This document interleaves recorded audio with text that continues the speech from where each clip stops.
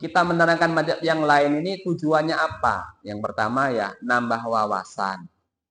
Nambah wawasan supaya kita nggak mudah nyalahkan. Ada orang karena dia nggak mempelajari pendapat ulama yang lain, asal beda, sesat, haram, bid'ah. Itu aja. Asal beda sama gurunya, pasti salah. Macam gurunya Nabi aja.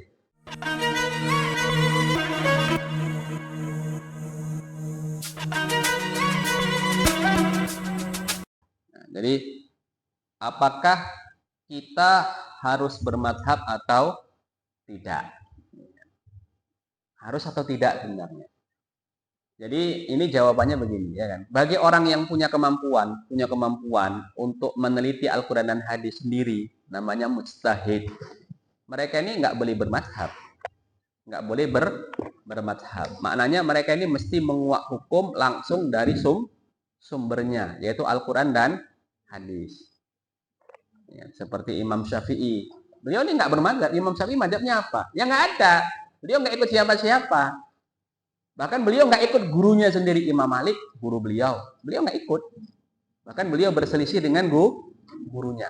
Nah Imam Malik madhabnya apa? Beliau ya nggak bermadhab, nggak ikut madhab. Bahkan beliau lah pendiri apa? Madhab. Lah orang seperti Imam Malik itu haram bermadhab. Kenapa?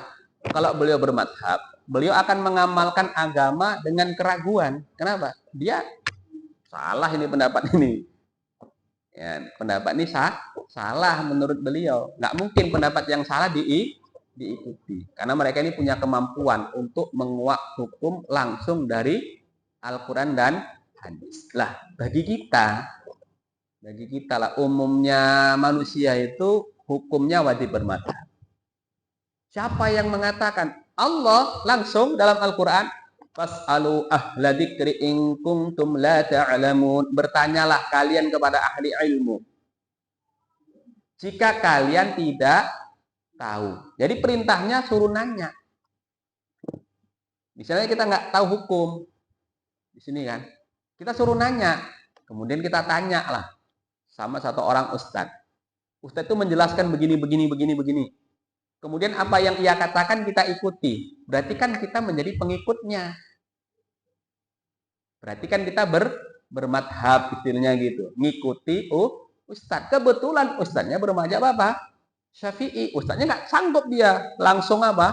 Menguak hukum dari Al-Quran dan hadis. Dia cuman ngambil kitab-kitab lah yang sudah disimpulkan sama ulama. Nah, ya otomatis. Berarti kita apa? Bermadhab apa? Syafi'i dalam hal itu. Nah, kenapa kita wajib bermadhab? Ya, karena memang kalau sekiranya setiap orang diwajibkan untuk menguak hukum dari Al-Quran dan hadis, maka urusan dunia akan berantakan. Siapa yang mau jadi polisi, jadi tentara, jadi guru, jadi pegawai, jadi petani? Kalau setiap orang dibebani harus menguak hukum dari Al-Quran dan hadis. Pagi, siang, sore, malam, cari tata cara sholat sendiri, buka. Ya, satu hari belum tentu dapat mengumpulkan itu semua. Hadisnya buka dalam kitab apa ini? Gitu. Makanya apa? Kalau sekiranya diwajibkan, ya urusan dunia ini akan berantakan. Dan nggak setiap orang ini punya kecerdasan intelektual untuk menguak hukum dari Al-Quran dan hadis. Nggak punya kemampuan intelektual. Makanya apa? Kita wajib apa? Bermadhab. Ini alasan ulama begitu. Ini memang perintah Allah. Dalam apa? Al-Quran. Kita suruh tanya kepada orang yang tahu. Setelah diteliti sama ulama. Ternyata ulama yang punya kemampuan untuk menguak hukum dari Al-Quran dan hadis secara sempurna ada 11. Ada 11 apa? Ulama. Kemudian yang sampai sekarang masih ada tinggal 4. Yang lain madrasahnya tutup. Pengikutnya habis, berpindah. Ibnu Uyainah, Lais Ibnu Sa'ad, itu pengikutnya habis. Imam Daud Al-Zahiri. Nah sekarang ini di dunia tinggal 4 madhab di dunia ini. Maka kita ya mesti mengikuti salah salah satunya. Salah satu dari 4 mazhab ini kita apa? Kita ikuti. Syafi'i, Hambali, Maliki, Hanafi. Salah satunya kita ikut. Kemudian, kalaulah memang di Indonesia ini bermadzhab Syafi'i, kenapa kok diterangkan mazhab yang lain? Ya. Kita menerangkan mazhab yang lain ini tujuannya apa? Yang pertama ya, nambah wawasan. Nambah wawasan supaya kita nggak mudah nyalahkan. Ada orang karena dia nggak mempelajari pendapat ulama yang lain, asal beda, sesat, haram, bid'ah. Itu aja. Asal beda sama gurunya, pasti salah. Macam gurunya Nabi aja. Ya kan? Gurunya udah macam apa? Nabi. Pokoknya asal beda sama gurunya ada salahnya itu. Nah, kayak gitu. Ya kan? Karena dia nggak tahu pendapat ulama yang lain. Kan gitu. Dengan kita tahu pendapat ulama yang lain, maka nanti ketika lihat orang ibadah beda sama kita ini akan apa? Lapang dada, toleransi. Oh, ini lain sama saya. Oh, mungkin mazhabnya Hanafi. Enggak kunut, Hambali, Hanafi, Maliki, udah enggak apa-apa. Saudara saya. Sesat enggak sesat. Ada yang mengatakan mereka punya dalil, dalilnya, hadisnya. Loh kok kamu kunut? Imam Syafi'i punya dalil, ini hadis saya. Nah, gitu. Itu senggolan perempuan sama laki-laki enggak batal. Itu aliran apa lagi itu? Enggak apa-apa. Itu Imam Hanafi katakan enggak batal. Mereka punya dalil. Jadi kita enggak akan mudah nyalahkan orang. Tapi kalau ngajinya saklek cuma satu aja, udahlah nyalahkan orang aja bawaannya. Ya kan? Ada yang gitu, Pak. Sedikit-sedikit orang salah, bid'ah, sesat, syirik pun tak apa. Karena dia nggak tahu pendapat ulama yang lain.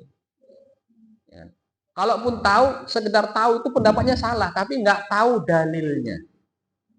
Nggak tahu dalilnya. Ini ada hadisnya, tapi kok mereka tinggalkan. Nah, mereka ini nggak tahu istidlalnya. Nanti kalau kita baca kitab namanya Bidayatul Mujtahid.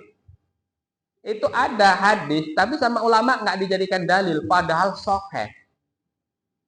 Sahih hadis Anas bin Malik. Sahih dalam kitab Bukhari ada, dalam kitab Muslim ada, Abu Daud, Tirmidzi. Sangat banyak riwayatnya, tapi nggak diamalkan. Kalau orang nggak ngaji, ya kan, mesti dia akan nyalahkan ulama.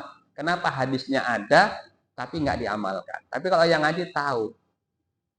Kalau sekiranya Rasulullah yang berkata langsung kepada saya, kepada kita wajib ikut. Ini masalahnya, ucapan beliau ditulis oleh Imam Zuhri. 100 tahun 100 Hijriyah. Maknanya 90 tahun setelah wafatnya Rasulullah, baru hadis dikumpulkan.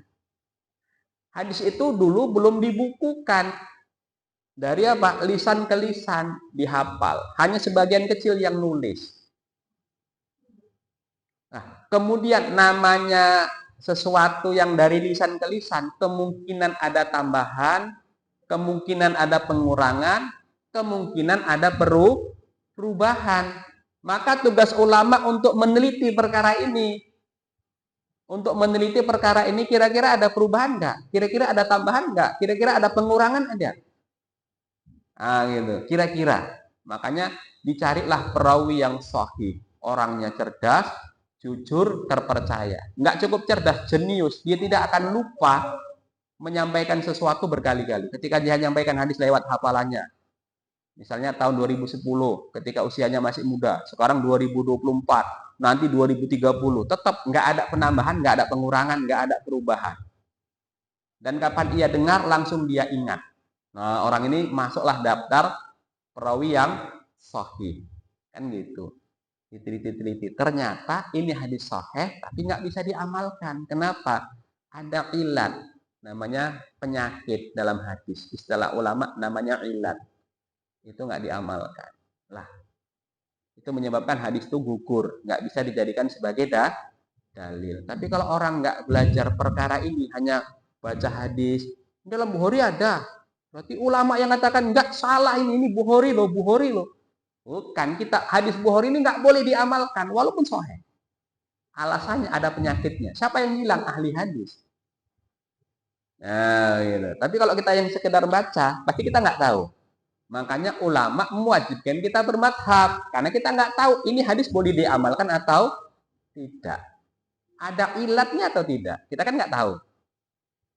Apa ilat hadis Anas bin Malik? Kalau bahasa apanya kontradiksi. Simpang siur. Nggak konsisten ngomongnya. Hadis ini kalau dikumpulkan, loh kok nggak konsisten ini? Hadisnya ini. Yang betul yang mana ini sebenarnya? Yang betul. Yang ngatakan baca bismillah, yang ngatakan nggak baca bismillah, yang ngatakan memelangkan bismillah, yang ngatakan yang ngeraskan bismillah. Yang ngomong satu orang, Anas bin Malik.